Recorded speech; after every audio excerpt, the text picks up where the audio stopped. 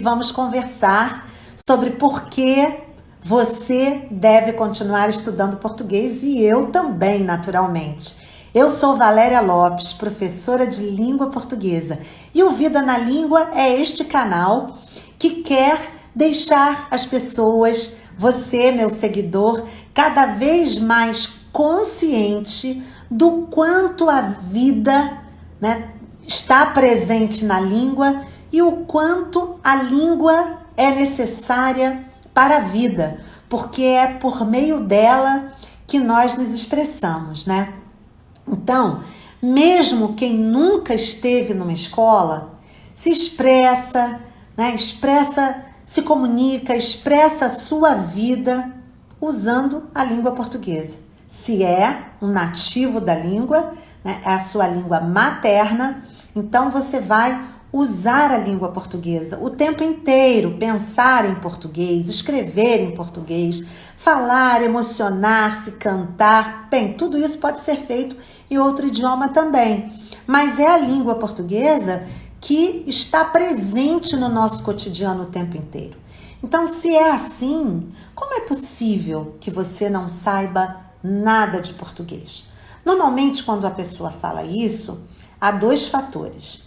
O primeiro é que, se ela frequentou a escola ou mesmo uma universidade e estudou português, na formação básica ou na formação universitária, porque atualmente não, já há muitos anos, é obrigatório, que haja pelo menos um período de língua portuguesa em todos os cursos.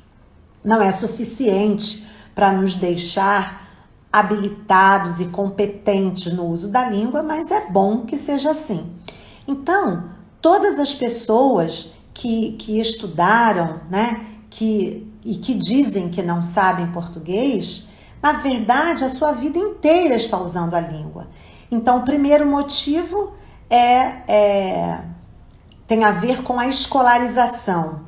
Porque, na verdade, na escola, o que acontece? Muitas das vezes o ensino da língua portuguesa está dissociado da vida.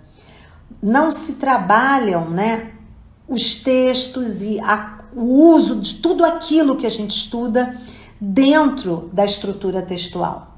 E aí, como fica dissociado da vida, quando pensamos em português, temos a memória daquilo que vivenciamos na prática escolar. Este é o primeiro problema. O segundo problema, quando a gente diz que não sabe nada de português, é uma questão mesmo de autoestima, porém de constatação de algumas dúvidas que você possa carregar e que, ao se deparar com elas, você fica naquele embate, Meu Deus, mas como é que eu faço agora para resolver esse problema? Então, essa dissociação entre o conhecimento da língua e o conhecimento sobre a língua, o conhecimento sobre a língua é o conhecimento técnico, o conhecimento da língua é o conhecimento do uso, É a gramática internalizada que cada um de nós traz. Entretanto, se você prosseguiu estudando, foi para além da educação básica e prosseguiu estudando, lendo, a leitura, por meio da leitura, nós vamos assimilando, e aí não importa se é o texto literário ou se é o texto científico, acadêmico, técnico, não importa qual é o texto, mas toda leitura, todo texto que você lê e que você lê com atenção, vai fazendo o quê? Vai fazendo com que você vá internalizando cada vez mais, internalizando essas estruturas linguísticas. E você naturalmente vai transferindo do teu conhecimento, da tua mente, para o seu uso, para a prática. É mecânico, é automático esse processo. Todos nós temos uma gramática internalizada. Eu acho que vocês se lembram quando eu falei que a criança, Ela entra no mundo a partir de uma senha, que são os substantivos, os verbos e 2 advérbios muito presentes na primeira infância, né? Logo que a criança começa a interagir mais com o ambiente, principalmente quando ela começa a andar e ela consegue se dirigir para aquelas coisas que lhe chamam a atenção. Então, 2 palavras, fora os verbos e os substantivos. Os advérbios, o advérbio de afirmação, sim, e o advérbio de negação, não. Então, os substantivos, a criança, no início ela fala água, e a mãe entende, né? Água, água, como ela puder falar, né? Ela vai falar água e a mãe entendeu que ela quer água, está pedindo água. E ela vai se apropriando, primeiro dos vocábulos, água, papá, mamãe, papai, rua. Ela vai aprendendo substantivos. Daqui a pouco ela diz dá. Daqui a pouco ela diz dá neném. Então ela começou a compreender que a comunicação, que para a comunicação são associadas algumas palavras. E isso vai sendo internalizado. E isso é uma gramática, porque ela vai ordenar, ela vai colocar as palavras na ordem correta para se expressar. E o que vai acontecer então? O que vai acontecer é que naturalmente ela vai se apropriando disso. E isso acontece conosco também. Depois que nós, a partir do momento em que somos alfabetizados e entramos, né, na escola, a escola vai nos dar os instrumentos da leitura e da escrita. Vamos aprender a ler e a escrever normalmente no ambiente escolar. E aí começamos a estudar português, mas daquela maneira que eu disse para vocês, dissociado da vida. E por isso a gente vai carregando essa ideia de que eu não sei nada, de que português é muito difícil. Mas na medida em que você vai aprofundando os seus estudos, né, independente da área, se for na área de humanas, certamente você vai ler na linguagem verbal muitos e muitos textos. Áreas mais tecnológicas, mais científicas, né, da área mais das ciências da natureza, ou mesmo da matemática, vai te afastar um pouco mais do vernáculo, porém, as explicações todas vão ser dadas em português e isso vai fazendo com que o seu repertório linguístico, não só de vocabulário, mas também de estruturas frasais, vá aumentando. Porém, se você levar a sério o trabalho que você faz, todos nós, gente, eu também tenho dificuldades de ortografia, né? Então todos nós temos alguns problemas, ortografia, concordância, regência, e aí dentro da regência a crase, né? Parece que é um problema insolúvel.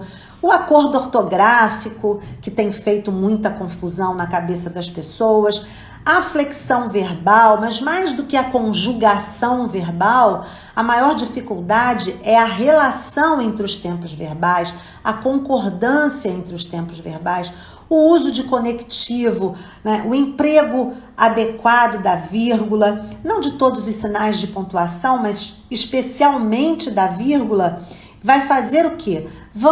Essas dificuldades com as quais nós vamos nos deparando, elas são dúvidas que vão sendo trazidas muitas das vezes até por profissionais que têm a língua portuguesa como instrumento de trabalho.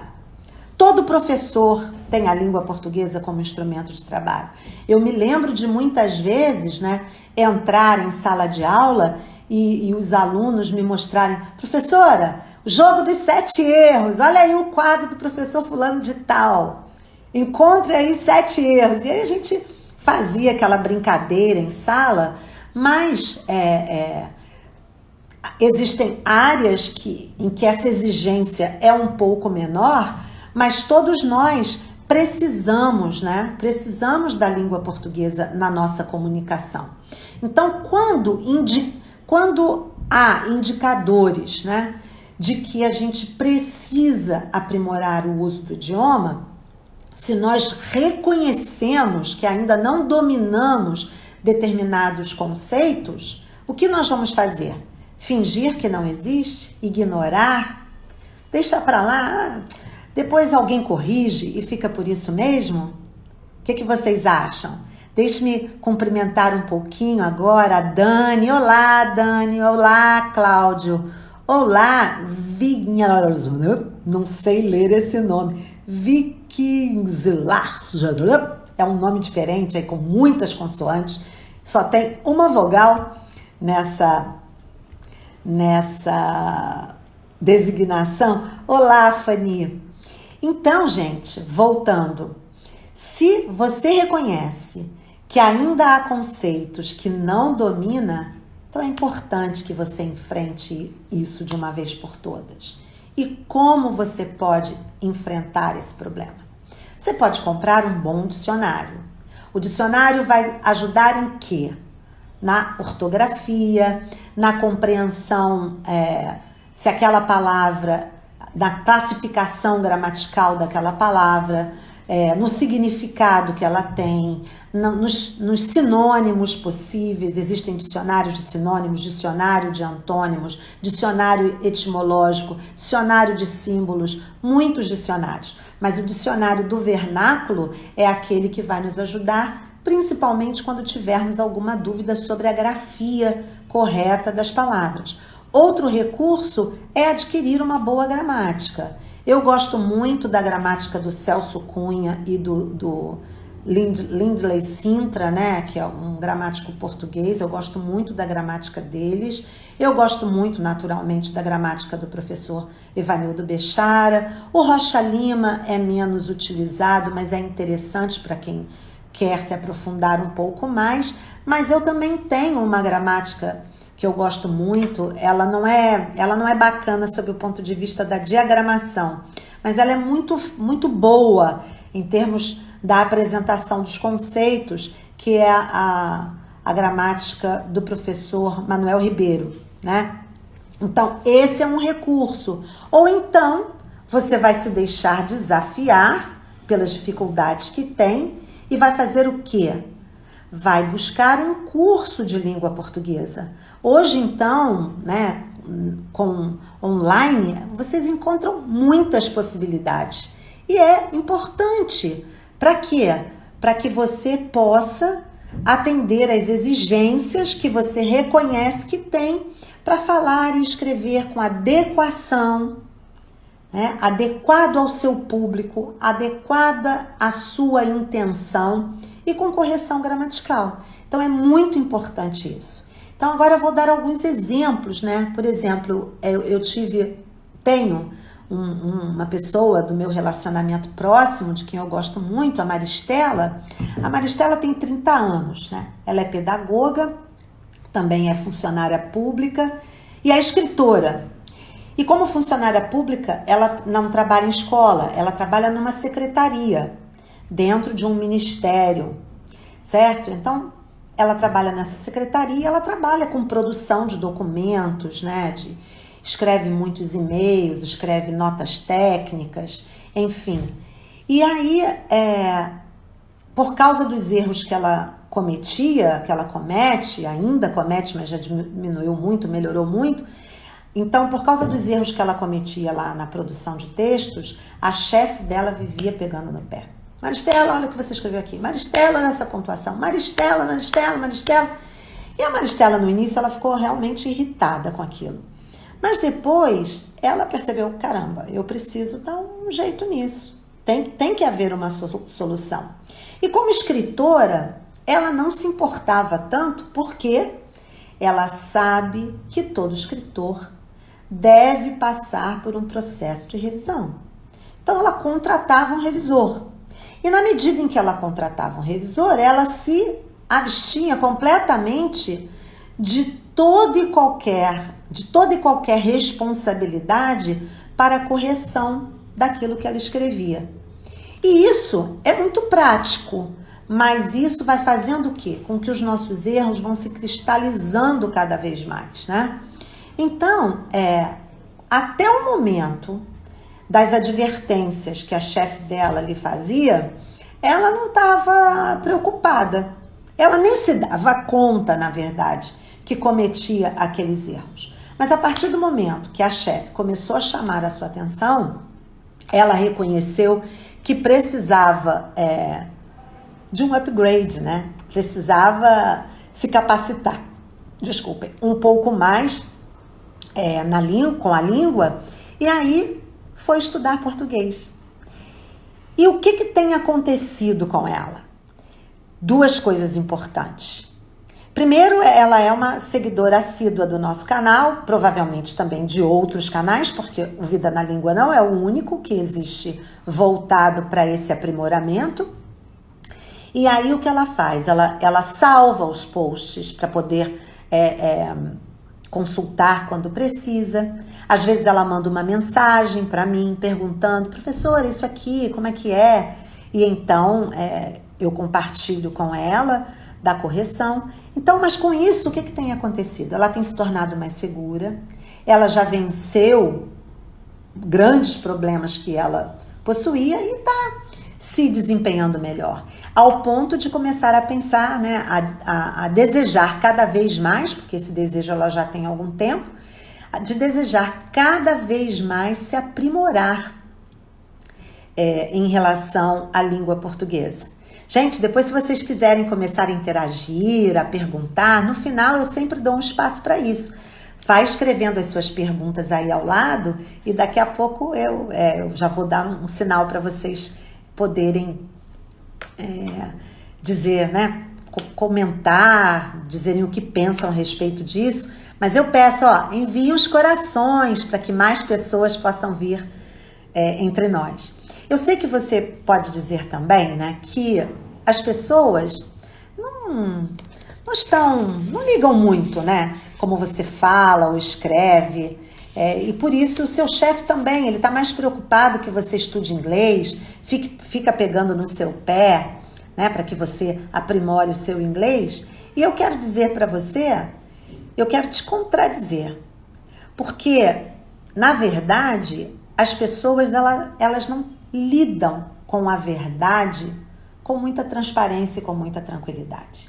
Quantas e quantas vezes as pessoas dizem coisas contrárias ao que elas pensam, algumas vezes usando a ironia, que tem um certo deboche, um tom mais irreverente, mas em outras vezes elas não são irônicas, mas elas usam uma meia-verdade, né?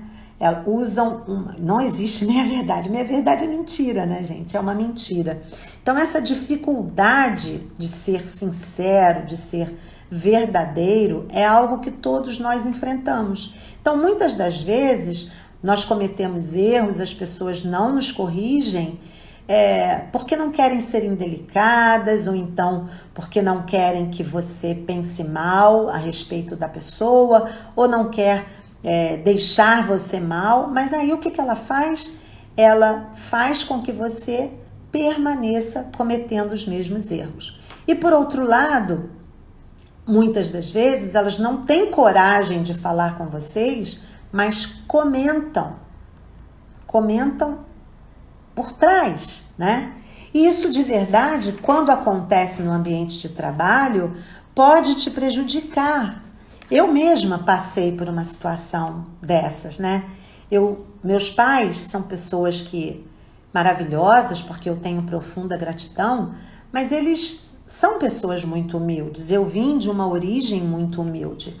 O meu pai, ele era torneiro mecânico, agora naturalmente aposentado há muitos anos, mas ele era torneiro mecânico e ele trabalhava, estudou apenas até a 4ª série. Então, sob o ponto de vista da leitura, ler ele lia bem, mas escrever não gostava muito de ler. Mas assim, matemática, até hoje ele ensina matemática para outras pessoas, porque o ensino tinha uma exigência talvez muito maior, provavelmente muito maior naquela época em que ele foi estudante, né? Mas então, ele hoje tem 82 anos e ele ainda ensina matemática. Mas, naturalmente, tem vícios de linguagem, muitos, tem erros que são próprios do registro, né, daquele grupo social dele. E a minha mãe, meus pais se separaram há muitos anos atrás, e quando eles se separaram, minha mãe só tinha cursado até a 6ª série. E quando os meus pais, enquanto eles foram casados, a minha mãe trabalhava em casa apenas, nunca tinha ido para o mercado de trabalho. E aí o que aconteceu? Quando eles se separaram, ela começou a ter necessidade de estudar mais. E aí ela fez artigo 99, que era como um supletivo do ensino fundamental, primeiramente, para concluir o ensino fundamental. Depois ela fez o ensino médio, ela fez na formação de professores, mas nunca deu aula. Depois ela fez curso de auxiliar de enfermagem, curso de telefonista, fez depois técnico em enfermagem, né? Cursou novamente o ensino médio com técnico em enfermagem e não foi à frente, mas sentiu essa necessidade e ainda hoje, muitas das vezes, ela manda mensagem para mim e diz assim: filha, eu sei que eu escrevi essa palavra errada, você pode me corrigir? Corrige para mim, como é que é? E aí eu mando para ela. Então, o que eu quero dizer para vocês? Que embora eu seja professora de português, havia determinadas palavras, determinados registros, determinados usos da língua que eram daquele meu ambiente social e que estavam arraigados em mim. Então, mesmo eu tendo ido para a universidade e feito letras, eu fiz letras na UERJ, muitas questões não foram resolvidas durante o curso universitário. E olha que eu era bem estudiosa, sempre fui, né? Então, o que aconteceu? Quando eu tinha mais ou menos uns 12 ou 13 anos de formada, eu fui trabalhar numa grande escola aqui do Rio de Janeiro e as pessoas eram muito competitivas, muito curiosas, e eu particularmente tive alguns problemas porque eu fui a única que não tinha feito PUC dentro da escola, eu não era ex-aluna do colégio, eu não era da Zona Sul, então tinham uns estigmas, assim, algumas coisas que as pessoas eram um pouco preconceituosas, uma coisa velada, mas que havia. E aí um belo dia uma professora de inglês me perguntou, eu já fiz de tudo para lembrar a palavra, mas eu não consegui lembrar. Mas ela me perguntou como se escrevia uma determinada palavra que há homônimos, né? São homônimos, uma palavra é escrita homônimos homófonos, né? Que são aquelas palavras que têm o mesmo som, com uma grafia um pouco diferente, não são parônimos, mas são homônimos, mas tem um significado completamente diferente. Eu sei que uma tinha hífen e a outra não. E aí ela me perguntou como se escrevia aquela palavra, se era com ou sem hífen. E eu lembro que eu respondi para ela assim, tanto faz, existem as duas, você pode escolher a que você prefere. Aí tinham outras 3 colegas, além de mim e dela. E essas colegas se entreolharam, deram uma risadinha. Eu achei aquilo estranho, mas não atentei para o problema. E de verdade eu tinha cometido um erro. Ninguém falou nada comigo. E aí o que aconteceu? No dia seguinte eu fui chamada na sala do diretor. E aí o diretor disse, professora, ontem a senhora disse isso assim, assim, assim, na sala dos professores? Esse erro é um erro grave. Aí eu olhei para ele, expliquei qual era a situação e falei para ele assim, interessante porque essa palavra eu não me lembro de tê-la escrito em algum momento. Então, sinceramente, senhor diretor, eu não atentei, nunca atentei para essa diferença. Vou pesquisar. Mas sabe o que eu acho muito estranho? Porque essas colegas tiveram toda a oportunidade de me contradizer e de me ajudar, de me ensinar. No entanto, faltou lealdade da parte delas, porque elas não falaram nada comigo, mas vieram falar com o senhor. E aí ele me pediu desculpas e eu, a partir daquele momento, dicionário e gramática são meus amigos inseparáveis. Eu tenho muitos e eles estão sempre ao meu lado. cada circunstância. E aí você pode dizer, mas você precisa disso, porque você tem obrigação de saber muito português, né? Saber muito bem o português. É verdade, tenho sim, porque ele é o meu objeto de estudo, é o meu objeto de trabalho, mas isso não tira de mim a possibilidade do erro. Eu não sou uma gramática ambulante, eu não sou um dicionário ambulante.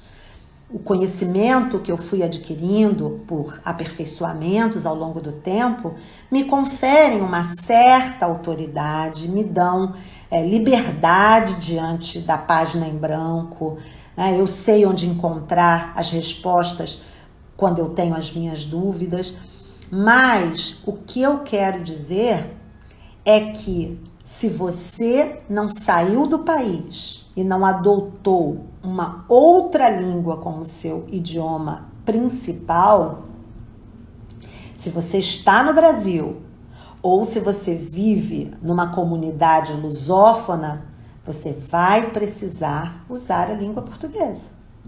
E se você está no Brasil e você utiliza a língua portuguesa como instrumento, como recurso no seu trabalho, qual é o ideal?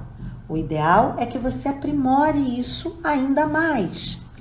E aí me ocorre uma questão, né? Gente, vamos dar coraçõezinhos para ver se a gente atrai mais pessoas? Mas enfim, e aí voltando para o estudo da língua inglesa. Qualquer idioma, o inglês é fundamental porque é um idioma universal. Mas qualquer um de nós, se for estudar uma língua estrangeira, se entrar num curso, mesmo se fizer imersão no território onde aquele idioma é a língua nacional, o que vai acontecer com você, e acontece comigo também, nós vamos estudar profundamente e vamos procurar adequar o nosso discurso às exigências daquele idioma. Sempre. Só que o português nós damos por óbvio. E é óbvio. Será que fazendo isso nós não estaríamos ratificando, confirmando o que o Nelson Rodrigues disse um dia sobre o nosso complexo de vira-latas? Nelson Rodrigues uma vez disse isso, que nós brasileiros tínhamos complexo de vira-lata. Por quê? Porque a gente valorizava mais, ou valoriza mais, a cultura estrangeira do que a nossa própria. Então, sobre esse fato, né, do chefe dizer para você que você deve estudar inglês, siga o conselho dele, estude mesmo e procure usar a língua inglesa com a máxima correção possível. Agora, faça isso com a sua língua também. Você já parou para pensar nas oportunidades que você já pode ter perdido ou que pode vir a perder exatamente por essa falta de aprimoramento com a sua língua? Eu me lembro de um dia que o meu filho é economista e hoje ele é um leitor, mas suei a camisa. E ele foi meu aluno por 3 anos. E a minha filha também foi minha aluna, não me lembro mais por quantos anos, mas por algum tempo ela foi minha aluna na língua inglesa. Eu também sou professora de inglês, embora eu utilize pouquíssimo a língua inglesa.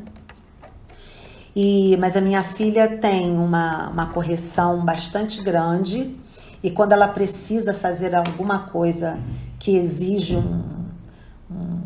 um emprego mais acertado da língua, mais adequado da língua, ela sempre submete ao meu olhar. O meu filho também faz isso, quando ele escreve um artigo para publicar, alguma coisa assim. Mas o meu filho é da área de economia. E aí quando ele estava economia, e agora ele é cientista em inteligência artificial também. E aí, quando ele estava ainda na universidade, ele foi fazer um concurso para trainee do banco Itaú Personalité. Lembro-me como se fosse hoje. Ele ainda estava na universidade. Devia ter o quê? Uns 20 anos, talvez, na época. Hoje ele tem 36. E aí, ele foi fazer e o processo foi longo e ele foi passando, enfim, chegou à final, eram 2, ele mais um. E na entrevista perguntaram para ele sobre Nelson Rodrigues. E então, o que aconteceu? Quando ele chegou de volta a casa, ele se virou para mim e perguntou: mãe, eu fui seu aluno por 3 anos, sou seu filho. Por que você não me obrigou a ler Nelson Rodrigues? Imagina, gente, eu fiquei olhando para ele, porque não se trata de obrigar. Aí eu peguei pela mão e levei a nossa biblioteca e mostrei para ele, ó, Nelson Rodrigues, Nelson Rodrigues, Nelson Rodrigues. Por que você nunca leu? Conclusão, nem ele, nem o rapaz passaram. A vaga ficou vazia e eles abriram um novo processo seletivo. E então, né, eu fui salva, porque ele tinha sido meu aluno, mas o outro não foi meu aluno, não sei quem era a pessoa. Mas então vejam, mesmo nos processos seletivos hoje, normalmente você passa por entrevista e você passa também, muitas empresas têm pedido que você escreva, né, escreva como você se vê na empresa, se você se vê na empresa há 5 anos e como você estaria dentro daquela empresa ou dentro do mercado de trabalho. Então essa exigência, ela é muito necessária, né? Ela é uma exigência que deveria fazer com que você fosse atrás desse conhecimento. E aí, se você me perguntasse assim, por que devo escovar os dentes após as refeições? Ou ainda, por que devo tomar banho todos os dias? E por que devo continuar estudando português? Gente, para essas 3 perguntas, eu lhe daria a mesma resposta. Porque isso faz parte da sua vida. Tá certo? Então, siga para escovar os dentes. Se você quer ter dentes bonitos, então siga o que o seu dentista te orienta. Se você quer ficar asseado, cheiroso, com saúde, tome banho todos os dias. E se você quer falar e escrever corretamente, continue estudando português, porque é a sua língua materna e a gente sempre pode aprimorar. O meu conselho, então, é assim, né? Se você quer crescer profissionalmente, cresça profissionalmente e acabe de uma vez por todas com essa dificuldade, né, com esse medo de falar e escrever errado, não é? E aí, se você levar em consideração tudo isso e quiser realmente aprimorar, compre um dicionário, bom dicionário, compre uma boa gramática ou então pense em estudar português. Se eu puder te ajudar, eis-me aqui. Então, pessoal, era isso que eu queria comunicar para vocês hoje.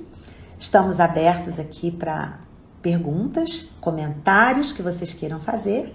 Vou beber um pouquinho d'água, tá bom? Olá, Michele, como vai você, minha querida? Seja bem-vinda. Oi, Josiane, que bom que você está aqui, minha linda. Márcio Igor, pianista, uau, que bom, seja bem-vindo. Sejam bem-vindas, Michele, Josi. Então, hoje falamos por que devemos continuar estudando português. Tem um pouco do meu exemplo, né, enquanto professora e estudiosa da língua. A Josi disse que gostou da história. De qual delas? A do meu filho ou a minha particular, Josi? Histórias nos cativam, né? Nos prendem. E você, Michele? Quem mais está por aqui? Tati, Álvaro. Olá, Álvaro. Fani. Esse Vikings. Cláudio, vamos lá. Ah, entendi. Você chegou na história do meu filho. Certo. Foi muito legal aquele dia.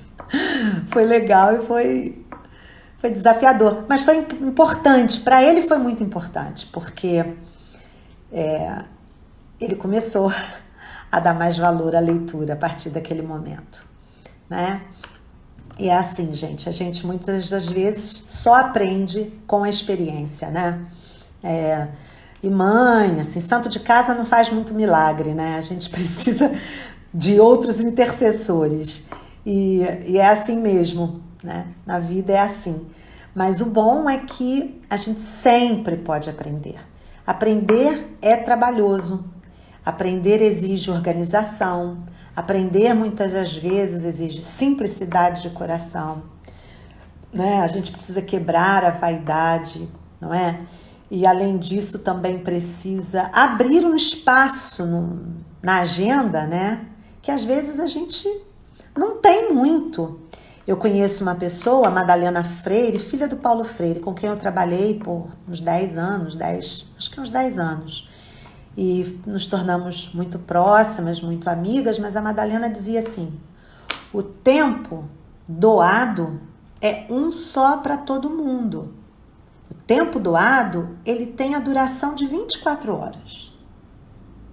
Agora, se você tem 24 horas, tudo bem que você durma 8, né? Então sobraram aí algumas horas para você. Se dentro desse tempo que você está acordado, o tempo não vai aumentar.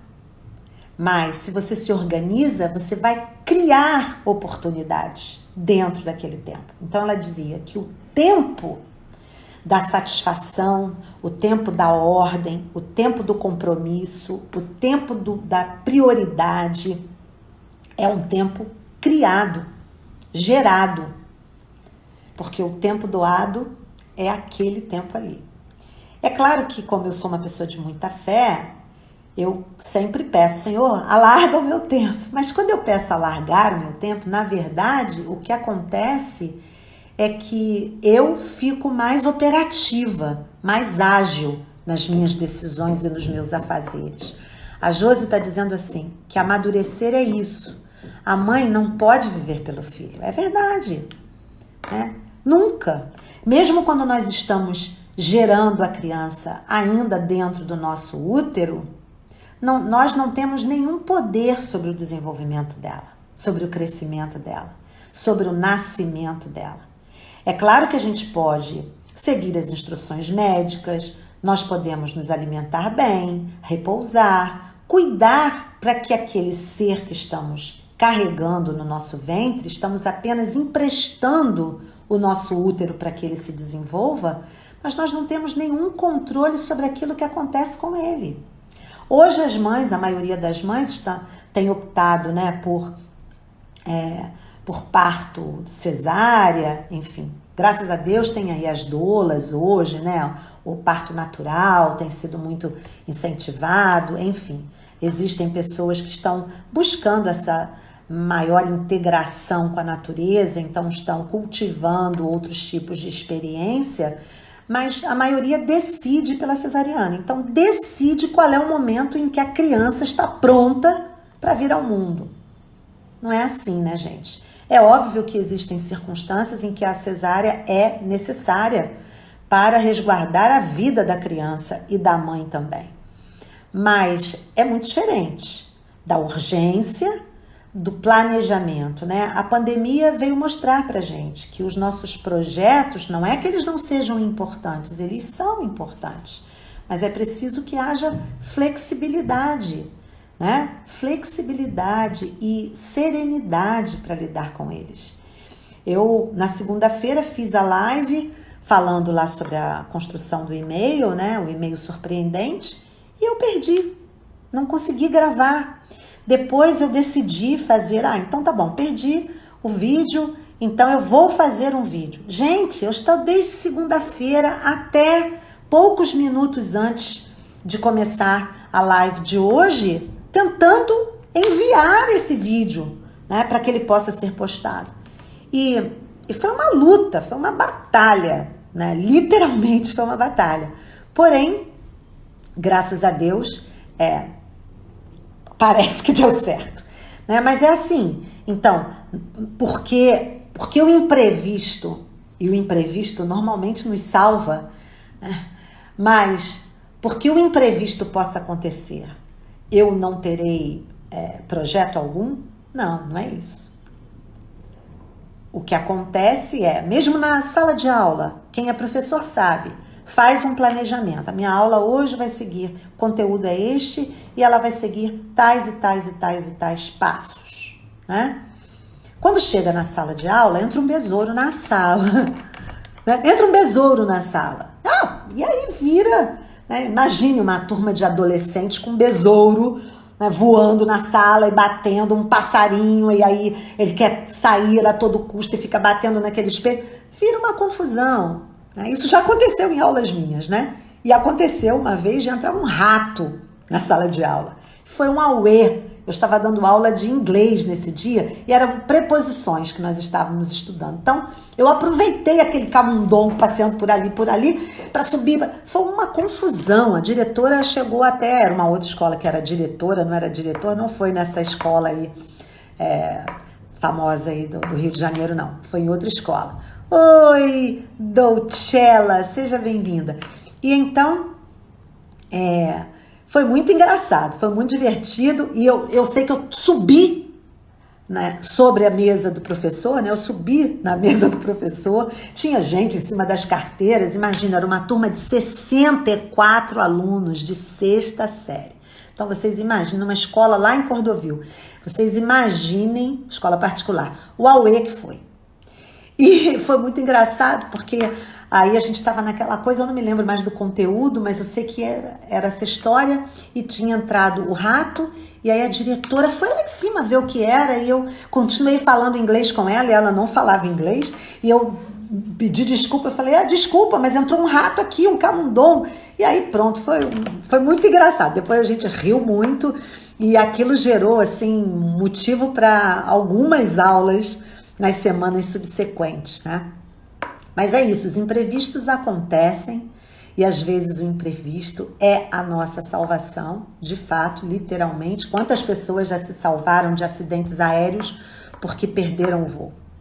E aquele avião caiu e aquela pessoa foi salva por um imprevisto, por aquele imprevisto, né? Enfim, são circunstâncias da vida. Mas então é isso. Vamos estudar português? Eu espero que vocês estejam gostando da nossa live. Então, se alguém tiver mais algum comentário, se não, vamos encerrar por aqui. Amanhã faremos mais uma live e vai ser uma live entrevista. Quem puder, às 18 horas, quem puder, com a Aline Vale, que está na nossa audiência. Vamos conversar um pouquinho e eu não me lembro agora qual é o tema, mas já deve estar sendo postado em algum momento. Se eu não postei ainda, vou postar a chamada para amanhã, e o hoje. E aí eu quero aproveitar também e convidar a vocês que entrem lá nos stories, e lá tem uma caixinha, né, para você colocar, compartilhar comigo, se o seu chefe já cometeu alguma gafe. E aí, se ele cometeu, tem algumas coisas engraçadas que amanhã vão começar a aparecer para vocês. Talvez ainda hoje, não sei. Tá bom? Então, a Aline está dizendo, às vezes o problema é a solução. Exatamente. E problema, vou falar um pouquinho. A palavra problema vem do grego probalo, colocar diante dos olhos. Olha que bonita a palavra. Então, o problema é algo do qual a gente precisa se aproximar. Mas se a gente se aproximar demais, a gente não consegue enxergar o problema. É preciso que a gente lance um olhar sobre ele com um certo distanciamento, na medida certa, para que a gente possa enxergar o máximo de fatores possíveis, sabendo que sempre haverá algum fator que vai escapar e que a gente não vai dar conta, porque a nossa razão é limitada, mas e aí, olhando para esse problema, se há um problema, há uma solução, tá certo? E a solução, se você quer crescer profissionalmente, acabando de uma vez por todas com o seu medo de ler e escrever errado em português, continue com a gente, tá bom? Quero agradecer muito a presença de todos vocês, de cada um em particular. Eu não vou dizer o nome de todos, porque eu posso esquecer alguém, mas foi muito bom poder compartilhar essa reflexão com vocês. Daqui a pouco, a live de segunda, se o vídeo conseguiu ser salvo numa boa, a gente daqui a pouco terá colocado lá no YouTube, e também no Facebook e também no IGTV, tá bom? E vamos ver se hoje dá certo. Se der certo, também em breve ela estará disponível para você curtir, comentar. É muito importante, gente, entrar, curtir, comentar, mandar, enviar, compartilhar. Eu conto com vocês para isso. Muito obrigada, Dani, pelo seu carinho. Tá mandando um beijo para mim. Boa noite. Boa noite para todo mundo. Um beijo carinhoso. Fiquem com Deus e até amanhã às 18 horas. Tchau, tchau.